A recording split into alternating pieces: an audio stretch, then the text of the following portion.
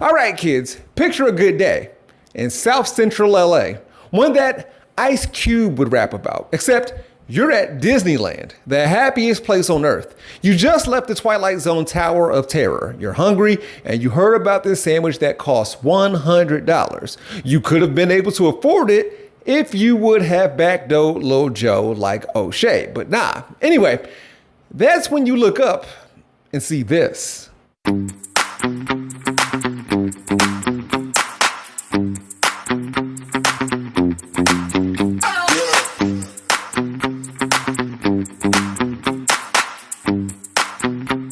To be clear, this man paid money to go to a theme park in order to make this TikTok. It wasn't the other way around, something he thought of after the fact. It's why he's there. And I don't know which is better, if he went there alone for this or if he's with his wife and kids or friends and needed a few minutes to own the libs. And look, he records himself going one way, then pretends to react to what he saw a few minutes ago as if people are triggered. He's pantomiming his response to fake outrage because, of course, these people he's walking past see a 6-foot tallish white man either pointing a phone at them or using his front-facing camera to make faces depending on when you saw him. All of this before you get to the fact that he's wearing a red hat. What it says on it doesn't matter at that point. He's extremely noticeable on this bright and sunny day. And he's recording people's kids, you see?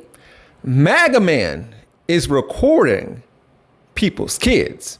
And that's why he's getting weird looks from people. It's not about the hat. This immediately reminded me of David Harris Jr. recording himself sitting in first class while others boarded the plane they're on, while wearing a shirt that lets people know that he's voting for a convicted felon instead of Joe Biden. And I can't help but wonder where he's coming from or where he's going on that flight. But the first thing on his mind was a politician.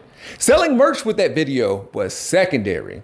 And I hope you can't imagine being that kind of person who records content like that. But these people have ruined the song YMCA. They've ruined trips, aviation, Ice Cube, the word mega, along with red hats. I'm a Buckeye. My alma mater is national champions. And if I want to wear a The Ohio State University hat, I gotta go to black or gray instead of scarlet. And sure, I like my hair when I actually do it, but that's beside the point. Today we're gonna talk about why we should ignore these people, but we can't.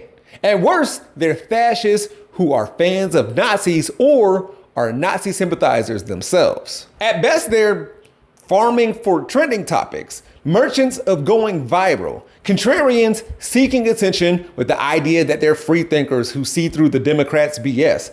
We're gonna focus on not focusing on these train wrecks. And as you're about to see, we could just let them crash, but we won't. But we should. Let's get started. Hippie girl tweets, if you need to post a sign saying, quote, hate has no home here, then I know, as a Trump supporter, that I'm not welcome. Hashtag truth.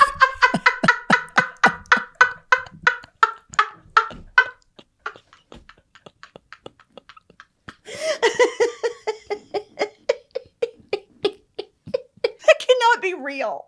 Oh, it's real. I kind of need Twitter for this job, so I can't just delete the app. But the self-owns from blue checks are what keeps the lights on over there and gives me ideas about the right. Quote, I have never in my life met a feminist and then walked away going, wow, that was an incredibly happy person. From somebody who doesn't know that he's the common denominator. It's bad enough that nonsense like this comes from ordinary people, but US representatives are like that too. Multiculturalism will tear our country apart. Homie's wife and kids are brown, but his constituents are white, so priorities. Also, the greatest choice a woman can make is becoming a mother.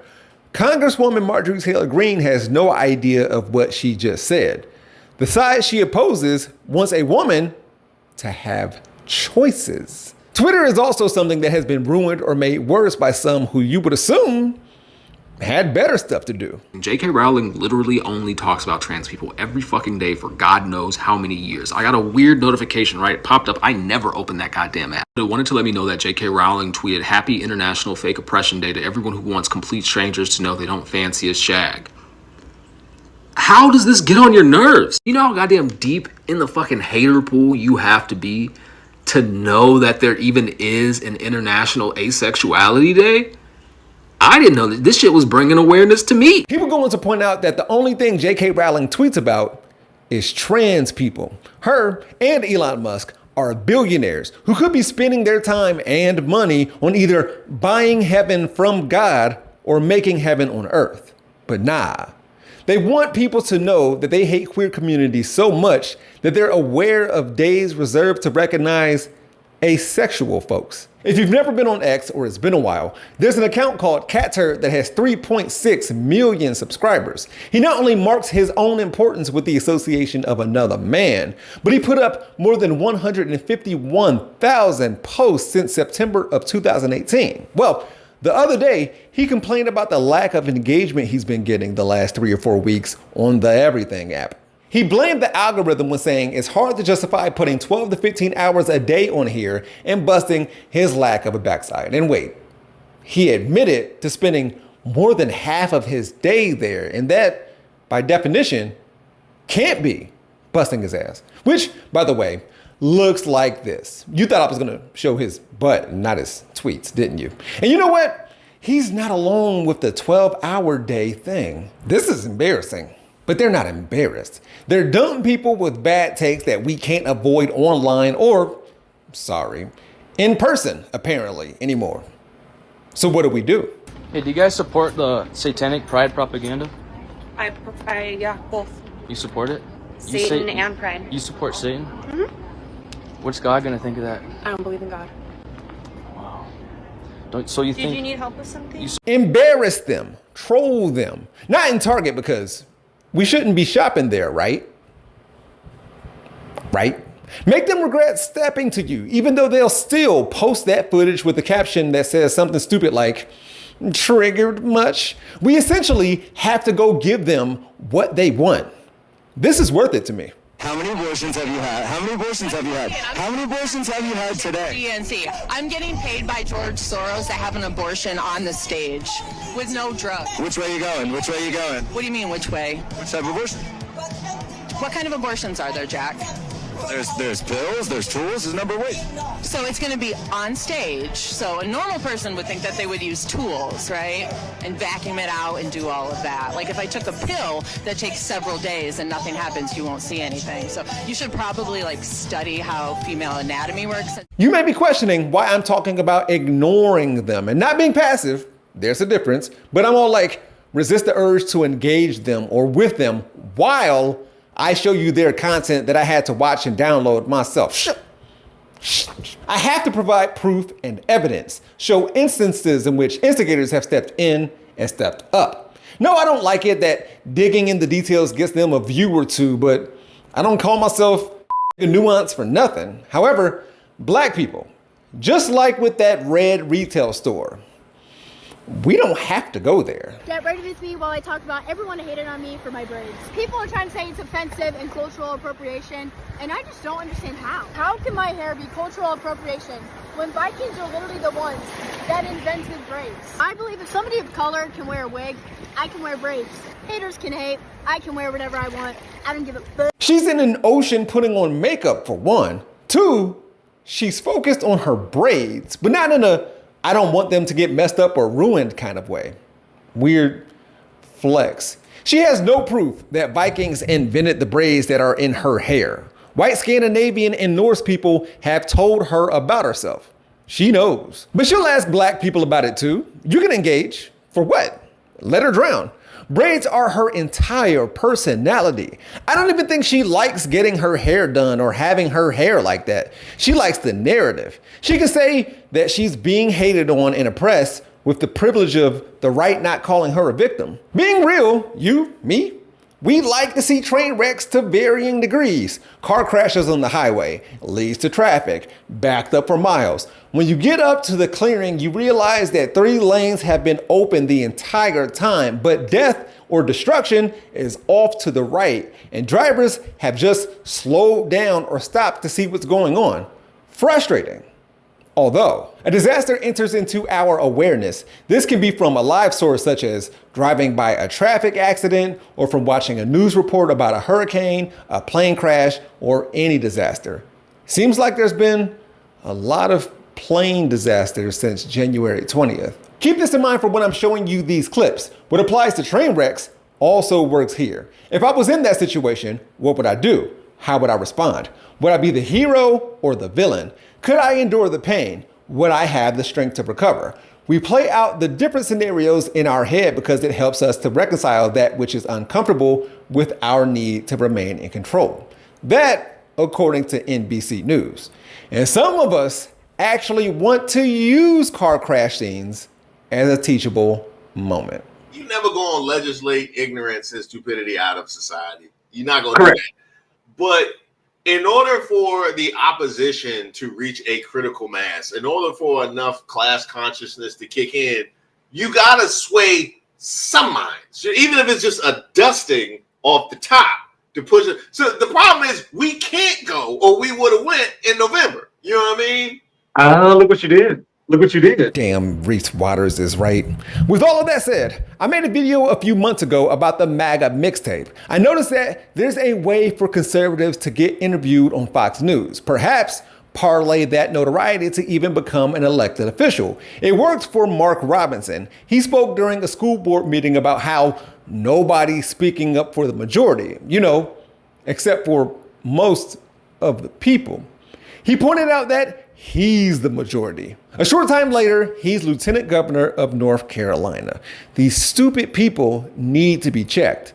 Any one of these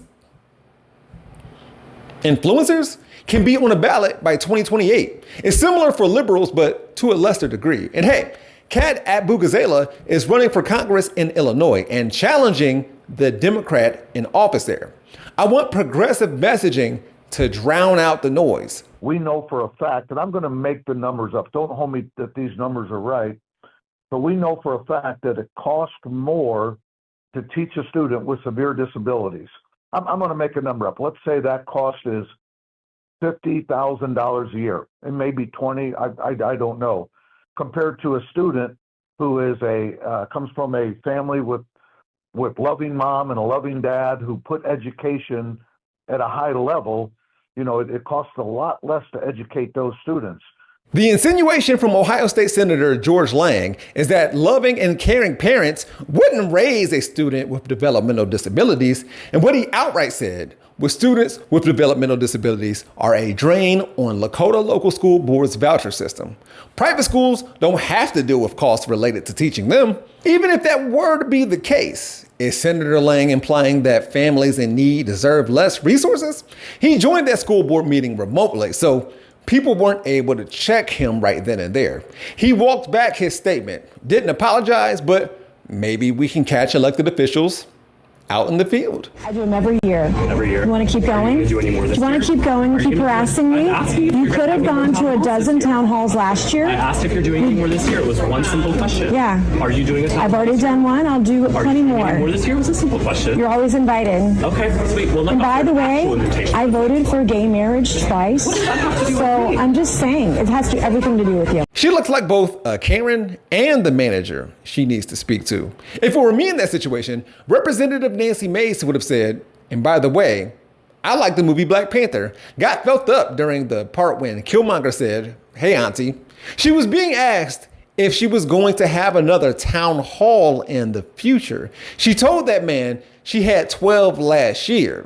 She didn't, and has only had one so far this year. Oh, and he was nowhere near her face. You may have recently seen that even Republicans are at least resisting GOP politicians during town halls. I'll get to more in a minute, but coming back to Ohio right quick, Ohio State Representative Josh Williams from Sylvania, serving the 41st District, which isn't mine, stated that he participated in a lively debate at the University of Toledo on SB 1 and its impact on higher education. He claimed that he's proud to stand up for academic freedom, merit, and ending divisive mandates on our campuses. Although, instead, we should be fixing the actual issues of why we don't have two-parent households, why the federal government is taking Oh, stop that! Stop that! You're ridiculous. Stop it!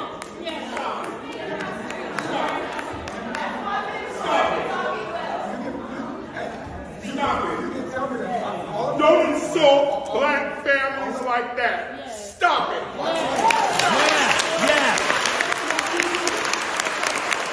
I don't need to explain what SB 1 is for you to know it's nonsense, but you should know that both Josh Williams and his wife benefited from DEI policies in order to go to and pay for college.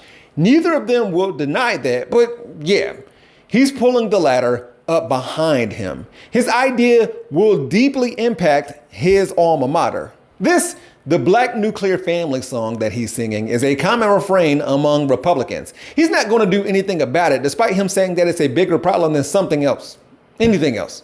That acknowledges that something they're dismissing is indeed a problem that won't be addressed by him, for example, based on what he has on his own campaign website. Not even under job creation and workforce development.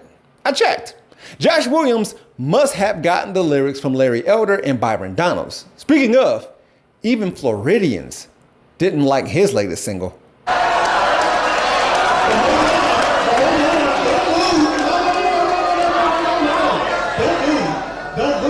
Are you ready? You ready for the other half of it? The previous president, President Biden.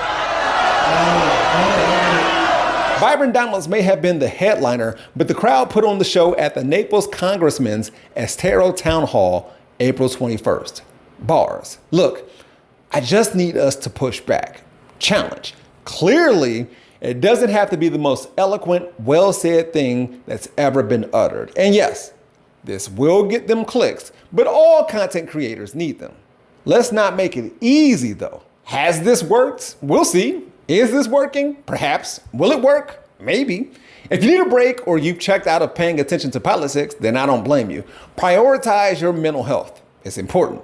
I hope you have people in your life fighting for you, and when you're ready, fighting with you. This video was a little different from me. I didn't include historical context or anything.